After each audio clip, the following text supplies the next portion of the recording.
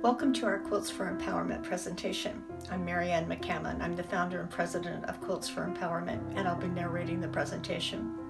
You will learn about our program in Kenya and how we empower women who have survived fistula and young girls who've been assaulted. We've been a registered nonprofit in the United States since 2017, and we partner with our government-registered community-based organization in Kenya. Now I invite you to learn more about our program by listening to our leadership team, our women, and our girls. Greetings from Kenya Quilts for Empowerment. My name is Zedekia Otolo. I am the chairman of the program. We want to thank God for the work that we are doing to help the women, especially fistula survivors and sexually vulnerable small children. And I want to say that when the program began, we saw these women who are rejected in the society. They had nothing. Most of them even contemplated of committing suicide because of the misery they were living in as a result of being rejected by most in the society, some even by their husbands. Through the program, they feel they have been helped to do their own business and see themselves as women that can also contribute to the society, and they are now very positive. We have seen them change from the feeling of helplessness and hopelessness to having hope.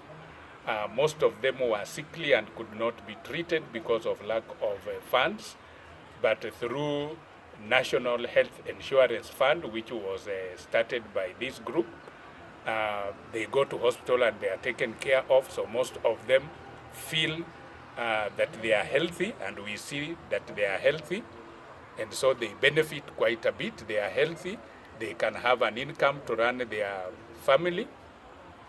And so we have seen them become people who can be self-reliant through their own hard work of quilting and other activities. Yes, we also deal with the children. Some of them came from homes that were completely hopeless, and the children were almost dying because of the bad conditions they were living in.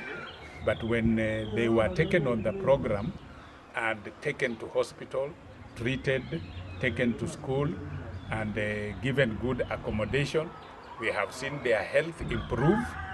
We have seen them also develop a very positive attitude to life. We have seen them improve in their learning at school. So there is hope for them, and we see them living an excited life. So what makes me happy is to see them coming from hopelessness and helplessness to living positively and having that vigor and desire to want to grow more and learn more and be healthy. My name is John Mbwaya. I'm the secretary of the Kenya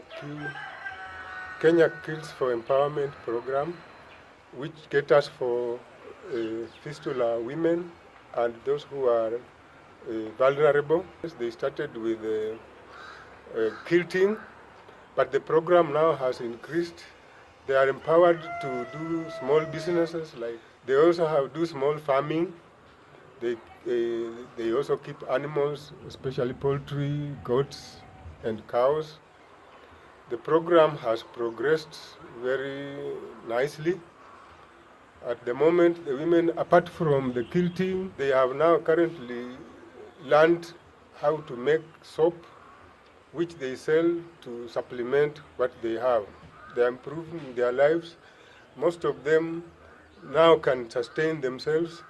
They get some small savings.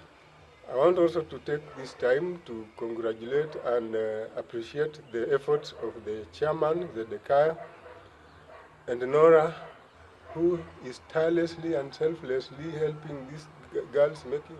Finally, I want to appreciate also for the time I've been given to serve to coordinate these women. I've had a chance of visiting their homes, trying to help them, to advise them, and make sure that they are going on well. It has been a good experience to visit their homes and see how they are doing.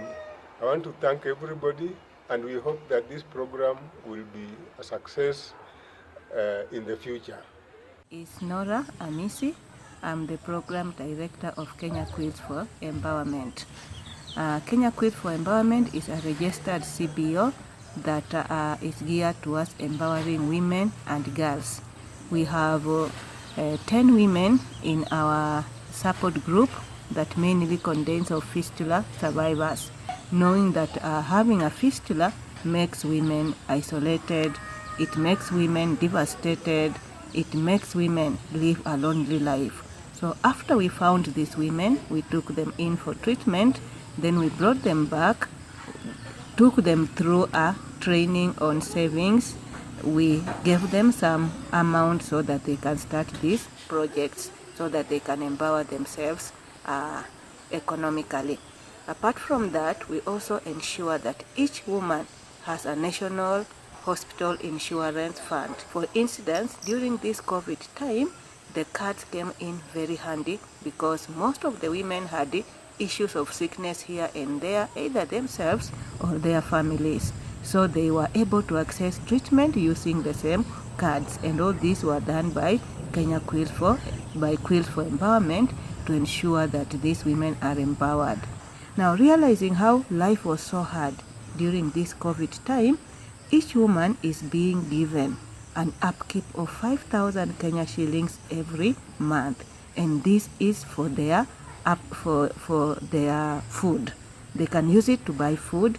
We also encourage them to save some from Quilts for Empowerment came in handy and supported these women. So they were able to provide food for their children. They were able to provide all the necessary essentials for their families through the upkeep that Quilts for Empowerment gave them. Now we also have another group of young girls that we take care of. They are young, either sexually assaulted or assaulted girls. And most of these girls don't have a home to go to, or if they have a home, they lack basic essentials. And they were malnutritioned and so on. And in the organization, we have 10 girls now. These girls came in with various issues. Each one of them came in very malnutrition, emaciated. Some had scabies, some had jiggers, some had different ailments. But we took them in, we gave them a home, we gave them treatment, and we gave them food. And then above all, we gave them love. So we made a home for them, we gave them the love they need. And this has transformed their lives. During this time of COVID-19, when all schools were shut down, I took the girls to my sister's place. They are staying there with her, and I'm so happy that this was a blessing in disguise. I'm not happy because of the COVID, I'm happy because of our girls. The opportunity they got from the services of my sister and the other people who are around that helped the girls, because most of them, before we took them, they were behind. Some were not even in school.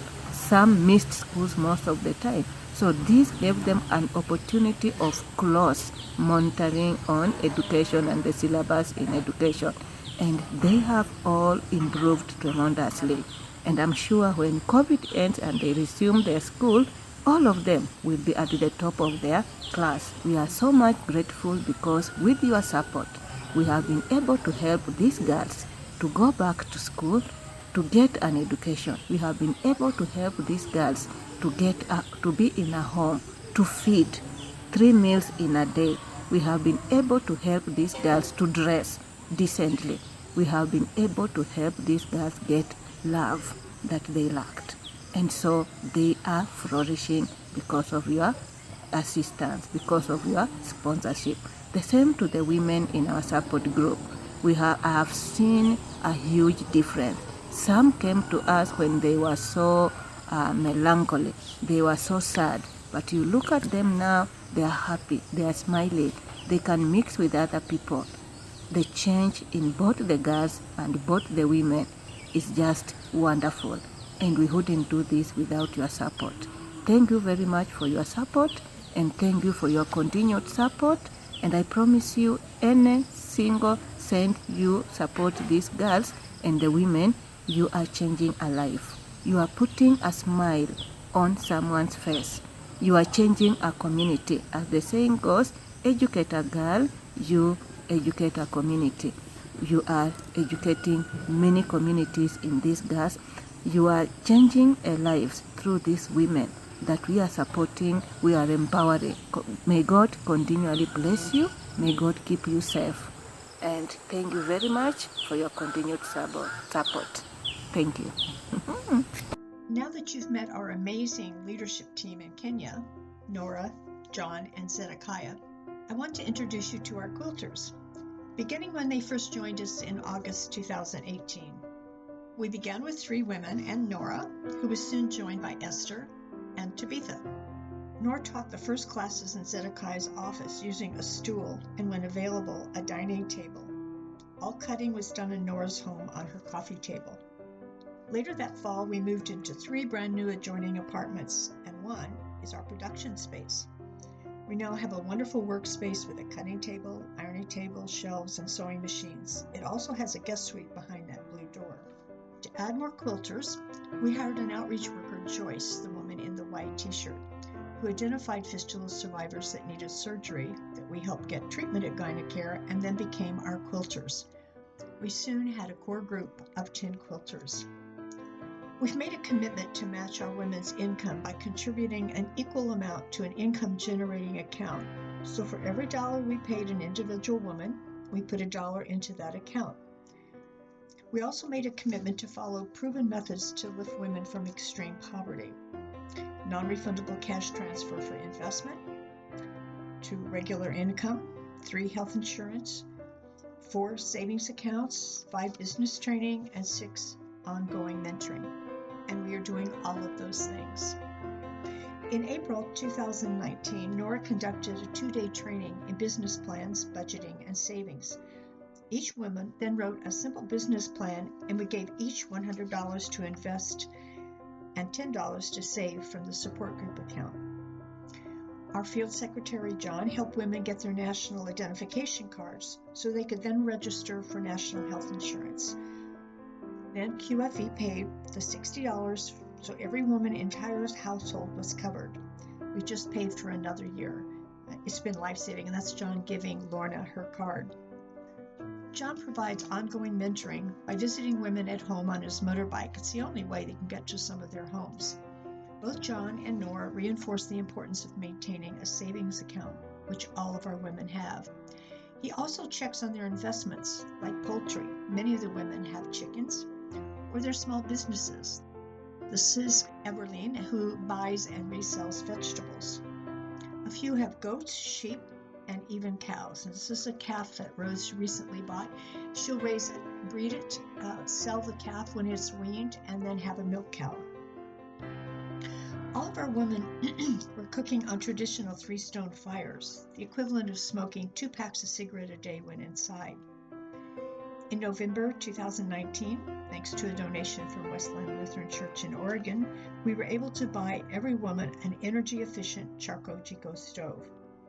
Several women kept them in the box as a Christmas present, in addition to the Christmas bonuses we gave everyone.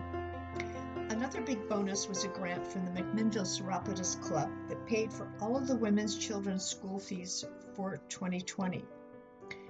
We ended 2019 with high hopes and wind in our sails. In early 2020, women sewed up a storm, anticipating 2 big commissions, 3 huge quilt shows. The inventory grew by leaps and bounds, but then came COVID. The women couldn't travel to pick up sewing supplies. Food became increasingly scarce. Our women were struggling. Their homes were filling up with relatives because they had something and the relatives had nothing. Their small businesses were collapsing. This is a picture of Esther, who was buying and reselling charcoal, which became too expensive for women, families to buy. In May, we began paying each woman $50 a month in lieu of sewing for us. It's been used mainly to buy food. And we know that these women are feeding a total of 70 people with that $50 a month.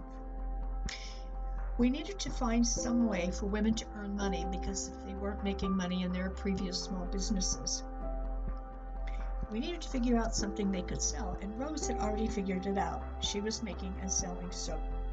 So in August 2020, we brought all the women together, and Rose taught them how to make 4 different kinds of soap: bleach, detergent, disinfectant, and shampoo.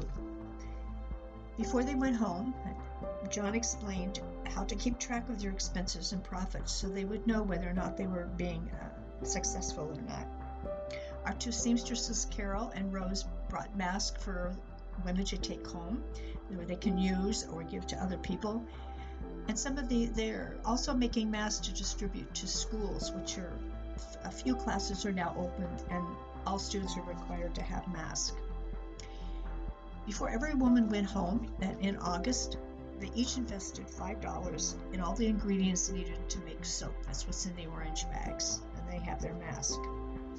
We have since learned that the women are being successful. They're earning between $1 and $3 profit per bottle of soap. Our goal is for women to become economically self-sufficient by the end of 2020. John's working with each one to grow her own business and savings accounts, so this will be possible.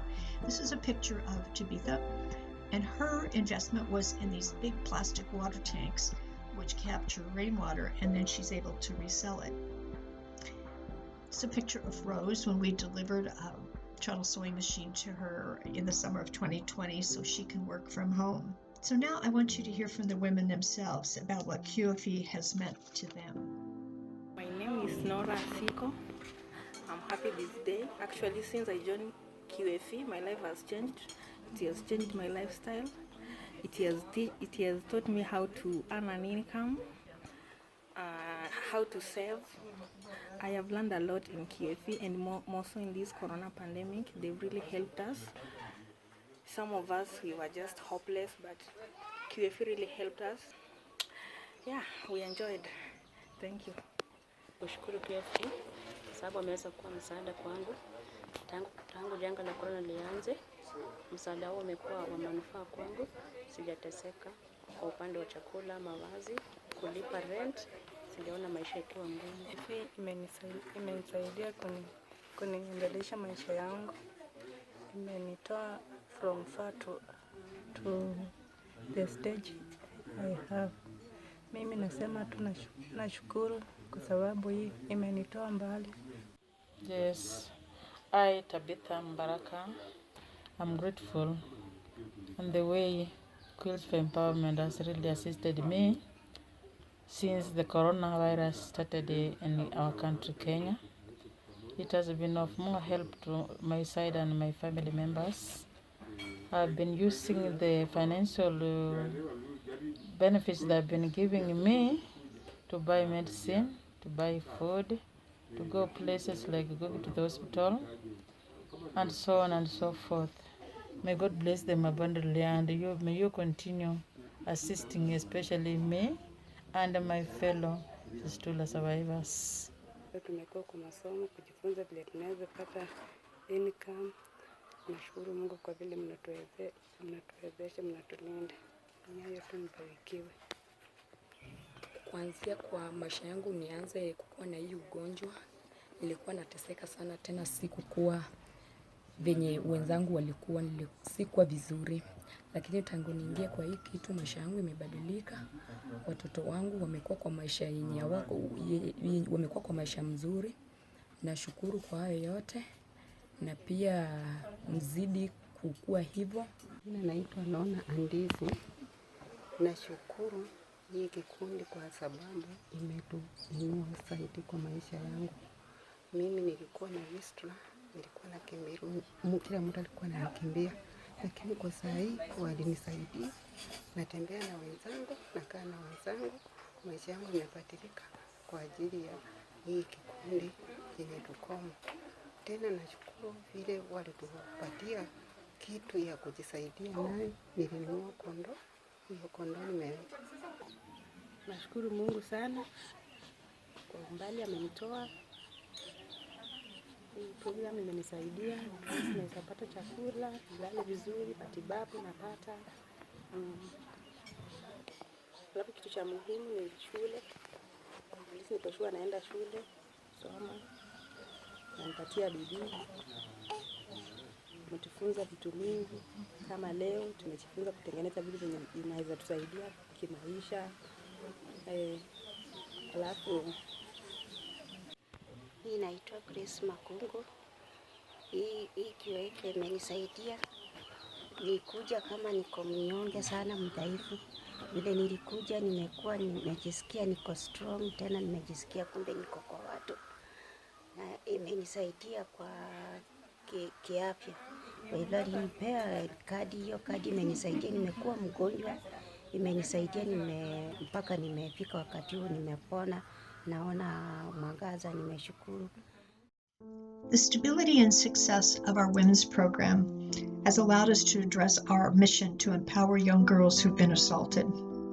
In January 2019, we welcomed our first girl, and we are now loving and educating 9. I'll introduce them in the order they joined us, showing photos of their first days with us and now. Yonita came to us after surviving an attempted rape while fetching water at the river. This January, she proudly went to boarding school. Sisters Sharon and Ann came next. Neither had attended much school, but both are catching up. The picture of Sharon on the left and her sister Ann on the right. Rose completed our first family in 2019. Her father would tie she and her brother in a ditch when he went to drink. She's always the first to reach out and comfort others.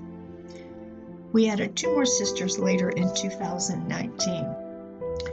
Both suffered from jiggers, which is an infection of the fingers and toes. Little Ann was hospitalized with seizures as a result of the infection, and she's now doing well. Next came Belinda. She has bravely testified in court against her attacker. Drusella was referred to us by a fistula surgeon who'd repaired her bladder. She's a twin, but she's much smaller than her sister. And our last girl to join us was Michelle. A teacher at her school referred her to us because her father was assaulting her, and she was terrified. Now she's one of our brightest students, and her English is wonderful. These amazing transformations are a result of the love and care they receive from our team in Kenya. Auntie Nora, who is responsible for their overall welfare. There's more of 9 in the picture. There's some of the children that Nora's raising. To give them the best chance of success, all attend private schools, the same school as Nora's children attend. They are cared for by a house matron, Nora A. She's the one with the beautiful braids in the back. And Nora was one of our original quilters, and she's using her investment income to go to college to become a teacher. So she also is able to tutor them. All of this is possible because of sponsors in the United States who pay for their school fees and upkeep. Quilts for Empowerment does pay for the 2-bedroom apartment where they live. Their apartment is joined to the other 2, one where Nora lives and within our production space by this balcony. It's a place to study, to play, and importantly, to hang laundry. Quilts for Empowerment also pays the salary of the matron and maintains an emergency fund for extraordinary expenses, usually medical, but sometimes it's clothing, like getting everybody a nice warm coat last winter. We've been blessed to have a young physician, Brian, adopt the girls and make house calls, which has kept them from clinics during COVID. From April of 2020 until just the first part of November 2020, all the girls lived in the countryside with Nora's sister Pamela, shown in the picture there, a primary school teacher. The girls had 3 to 4 hours of school every day. They recently passed their grade level exams. They were at the bottom of their class when we first got them, and now they're at the top of their class. Being out in the country to let them play. This is a picture of them playing with the dolls and the masks that they've made for themselves. It's where they also get their heads shaved. It's required for hygienic purposes, and Nora's quite happy to have a shaving machine, as she calls it. So all of our girls have gained weight, become healthy, caught up in school, and as Nora said, they should be at the top of their class when they go back to school. Unfortunately, we can't accommodate any more girls at this time, even though Nora has asked all the time to take more. We simply don't have any more room at the apartment. Our dream is to build a girls' home on property owned by Quilts for Empowerment in Kenya, so we can give more girls this precious opportunity. Now hear from the girls about their dreams for the future. My name is Sharon Aruso. I'm a happy girl. I am 9 years old. When I grow up, I would like to be a pilot. Thank you for taking me back to school, and I'm working hard to school to achieve my dreams. My name is Anne Elsheba. I am in grade 2. I'm working hard to be engineer. Thank you to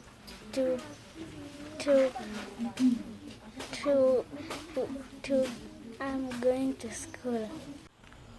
My name is Dusla Shilabuha. I'm 13 years old. I am happy to be in school. I would like to be Inspector of Police. Thank you so much for taking me back in school. Thank you. My name is Massive Disu. I am in grade 2. When I finish school, I will be a doctor. My name is Belinda Paul. I am in 7 years old.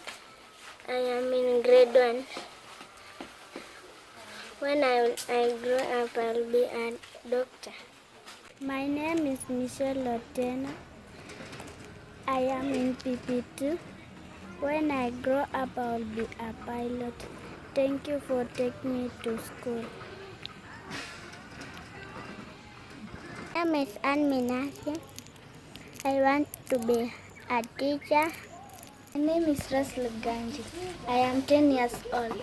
When I grow up, I would like to be a teacher.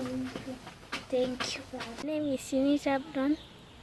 I am 12 years old. When I grow up, I would like to be a pilot. Thank you for sponsoring me. I thank the program because it's taking care of me and paying school fees for me. Thank you. That's it. Thank you for spending your time with us. I hope you've enjoyed learning more about our programs. Please visit our website, www.quiltsforempowerment.org, and follow us on Facebook.